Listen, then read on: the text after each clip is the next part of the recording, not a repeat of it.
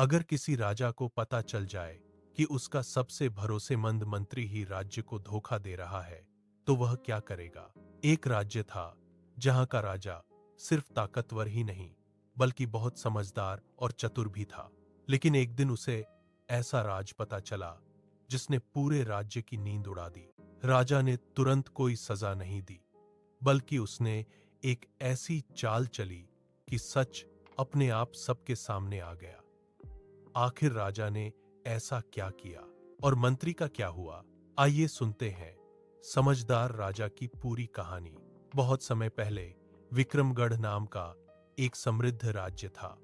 उस राज्य के राजा का नाम था राजा विक्रमदेव।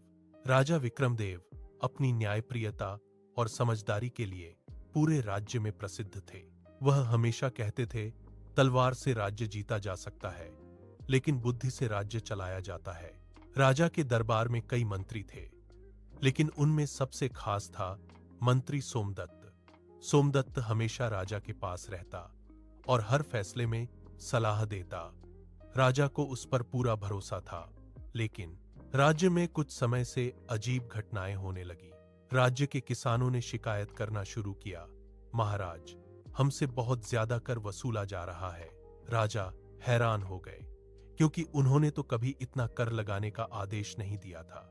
राजा ने तुरंत मंत्री सोमदत्त से पूछा, सोमदत्त, ये सब क्या हो रहा है? सोमदत्त तुरंत बोला, महाराज, शायद कुछ अधिकारी जनता को परेशान कर रहे हैं, मैं जांच करवाता हूं। राजा शांत हो गए, लेकिन उनके मन में संदेह पैदा हो गया। राजा विक्रमदेव बहुत समझदार थे। उन्होंने सोचा, अगर मैं सीधे जांच कराऊंगा तो दोषी सावधान हो जाएगा। इसलिए उन्होंने एक चाल चलने का फैसला किया। एक दिन राजा ने पूरे दरबार को बुलाया और घोषणा की, कल दरबार में एक खास परीक्षा होगी। जो भी सबसे ईमानदार और बुद्धिमान होगा, उसे राज्य का मुख्य सलाहकार बनाया जाएगा। यह सुनकर सभी मंत्री खुश हो गए, लेकिन सोमदत्त के चेहरे पर हल्की घबराहट दिखाई देने लगी। अगले दिन दरबार में एक बड़ा संदूक रखा गया। राजा ने कहा, इस संदूक में एक बहुत कीमती हीरा रखा है। आज रात हर मंत्री एक एक करके इस कमरे में जाएगा और संदूक को छुएगा। फिर राजा ने कहा, लेकिन ध्यान रखना, अगर किसी ने हीरा चुराने की कोशिश की तो उसे तुरंत पता चल जाएगा। सभी मंत्री थोड़ा डर गए। असल में संदूक के ऊपर एक खास काला रंग लगाया गया था, जो हाथ लगाने पर दिख जाता था। रात में सभी मंत्री बारी बारी से कमरे में गए। सुबह जब दरबार लगा तो राजा ने सबको अपने हाथ दिखाने को कहा। ज्यादातर मंत्रियों के हाथ पर काला निशान था, लेकिन सोमदत्त के हाथ बिल्कुल साफ थे। दरबार में सभी लोग हैरान हो गए। तभी राजा मुस्कुराए और बोले, सोमदत्त, तुम ही असली चोर हो। सोमदत्त घबरा गया, महाराज, मैंने तो संदूक को छुआ ही नहीं। राजा बोले, यही तो तुम्हारी गलती है। ईमानदार आदमी को डर नहीं होता, इसलिए सबने संदूक को छुआ, लेकिन तुम डर गए क्योंकि तुम्हें लगा तुम पकड़े जाओगे। दरबार में सन्नाटा छा गया। अब सच सबके सामने आ चुका था। जांच में पता चला कि सोमदत्त ही किसानों से ज्यादा कर वसूल कर रहा था।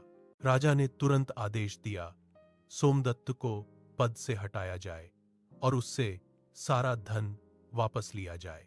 फिर राजा ने कहा, राज्य को सबसे ज्यादा नुकसान दुश्मन नहीं, बल्कि विश्वासघात करने वाले लोग पहुंचाते हैं। उस दिन के बाद पूरे राज्य में यह बात फैल गई, सच्चाई और ईमानदारी से बड़ा कोई धन नहीं होता। और राजा विक्रमदेव की समझदारी की कहानी दूर दूर तक सुनाई जाने लगी। जब एक लालची व्यापारी पूरे राज्य के लोगों को ठगने लगे और कोई भी उसके खिलाफ सबूत ना दे पाए, तो एक समझदार राजा उसे कैसे पकड़ेगा? राजा विक्रमदेव ने पहले भी अपनी बुद्धि से धोखेबाज मंत्री का सच सामने लाया था, लेकिन इस बार मामला और भी मुश्किल था। एक ऐसा व्यापारी जो दिखने में बहुत दानी और नेक था, लेकिन असल में पूरे राज्य को लूट रहा था। राजा ने उसे पकड़ने के लिए ऐसी चाल चली कि सच खुद चलकर दरबार तक आ गया। मंत्री सोमदत्त को सजा मिलने के बाद राज्य में फिर से शांति और न्याय का माहौल बनने लगा। लेकिन कुछ महीनों बाद फिर से लोग दरबार में शिकायत लेकर आने लगे। एक दिन एक गरीब किसान दरबार में आया और बोला, महाराज, शहर का बड़ा व्यापारी धनराज हमें धोखा दे रहा है। राजा ने पूछा, कैसे? किसान बोला, वह हमें अच्छे बीज बेचने का वादा करता है, लेकिन असल में हमें खराब बीज दे देता है। राजा ने तुरंत व्यापारी धनराज को दरबार में बुलवाया। धनराज बहुत चालाक आदमी था। वह हाथ जोड़कर बोला, महाराज, मैं तो हमेशा गरीबों की मदद करता हूं। मेरे खिलाफ ये सब झूठ बोल रहे हैं। क्योंकि धनराज शहर में दान पुण्य भी बहुत करता था, इसीलिए दरबार के कई लोग भी उसके पक्ष में थे। राजा समझ गए कि बिना सबूत के उसे सजा देना न्याय नहीं होगा। उस रात राजा विक्रमदेव गहरी सोच में पड़ गए। फिर अचानक उनके मन में एक योजना आई। अगले दिन उन्होंने पूरे शहर में घोषणा करवा दी, राज्य में सबसे अच्छे बीज बेचने वाले व्यापारी को राजकीय सम्मान दिया जाएगा। यह सुनते ही सभी व्यापारी खुश हो गए, लेकिन सबसे ज्यादा खुश हुआ धनराज। उसे लगा कि यह सम्मान तो वही जीतेगा। कुछ दिनों बाद राजा ने सभी व्यापारियों को दरबार में बुलाया और हर व्यापारी को एक एक मिट्टी का गमला दिया। राजा बोले, इन गमलों में जो बीज तुम बेचते हो वही बो। 3 महीने बाद जो पौधा सबसे अच्छा होगा वही विजेता बनेगा। सभी व्यापारी अपने अपने बीज लेकर चले गए। 3 महीने बाद फिर से दरबार लगा। सभी व्यापारी अपने अपने हरे भरे पौधे लेकर आए, लेकिन जब धनराज की बारी आई तो उसके गमले में कोई पौधा ही नहीं था, सिर्फ सूखी मिट्टी थी। दरबार में लोग हंसने लगे। राजा मुस्कुराए और बोले, धनराज, तुम्हारे गमले में पौधा क्यों नहीं उगा? धनराज घबराकर बोला, महाराज, शायद बीज खराब था।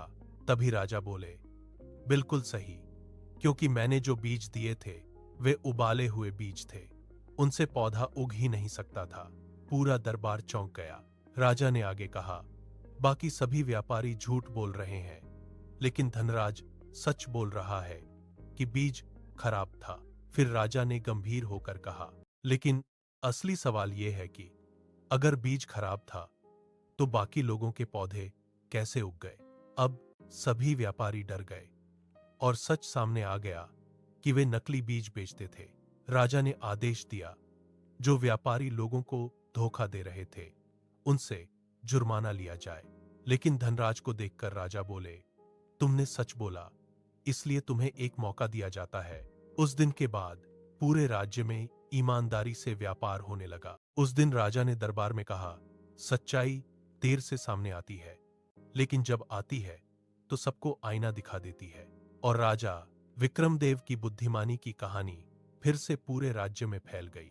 अगर किसी राज्य में हर रात चोरी हो और चोर इतने चालाक हों कि कोई उन्हें पकड़ ही ना पाए, तो एक समझदार राजा क्या करेगा? राजा विक्रमदेव की बुद्धिमानी की चर्चा पूरे राज्य में थी, लेकिन इस बार मामला बहुत मुश्किल था। चोर हर रात चोरी करते और सुबह तक बिना कोई निशान छोड़े गायब हो जाते। सैनिक भी परेशान थे और जनता भी डर में जी रही थी।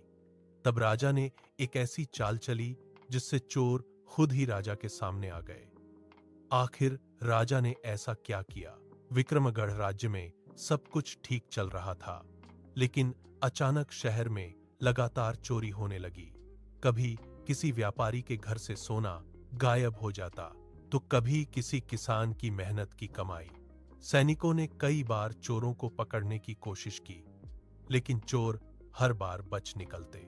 एक दिन बहुत सारे लोग दरबार में आकर बोले, महाराज, अगर यही हाल रहा तो हमारा जीना मुश्किल हो जाएगा।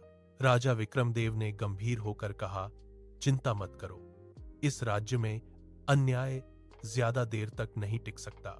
राजा ने सैनिकों को आदेश दिया कि पूरे शहर में कड़ी निगरानी रखी जाए, लेकिन कई दिनों तक कुछ भी पता नहीं चला।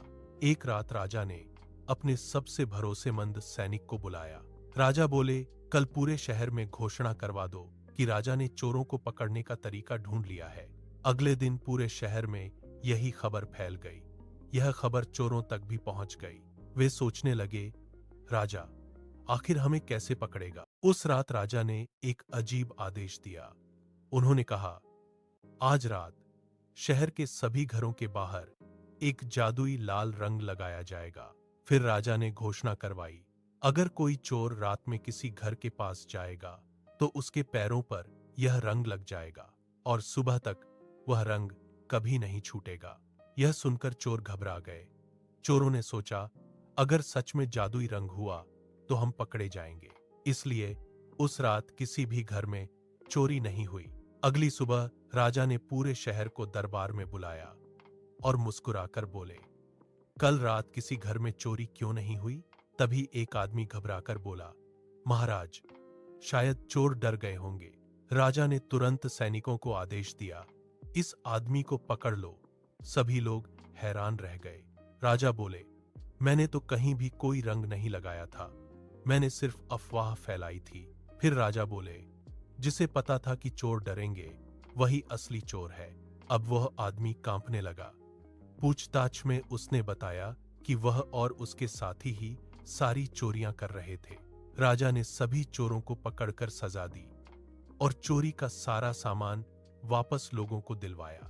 पूरे राज्य में फिर से शांति और सुरक्षा लौट आई। उस दिन राजा विक्रमदेव ने दरबार में कहा, बुद्धि से जीती हुई लड़ाई तलवार से जीती हुई लड़ाई से हमेशा बड़ी होती है, और इसी कारण लोग उन्हें समझदार राजा कहने लगे। अगर आपको समझदार राजा की यह कहानी पसंद आई हो तो वीडियो को लाइक करें और ऐसी ही रोचक और सीख देने वाली कहानियों के लिए चैनल को सब्सक्राइब जरूर करें।